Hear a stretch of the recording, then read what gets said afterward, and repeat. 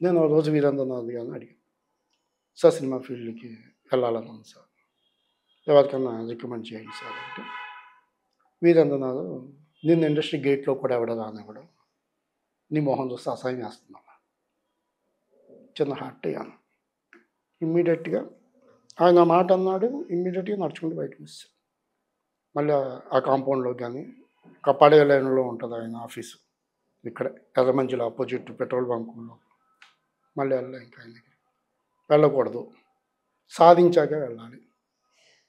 చేశాకే వెళ్ళాలి అనుకున్నా. ఆయన సరే ట్రై చేద్దాం అంత కష్టం ఇది నువ్వు అనుకున్నంత ఈజీ కాదు నీ బాస్ అని చెప్తే పెద్ద హర్ట్ అయ్యేవాడిని కాదు. బాధేసింది. ఎందుకంటే నాకు ఆయన ఒక రోల్ మోడల్ రైటర్‌లో. ఆయన నవల్స్ పిచ్చిగా చదివేవాడిని. అలాంటి ఆయన అలా అనేసరికి కామ్‌గా వచ్చేసా. మళ్ళీ వెళ్ళలేదు.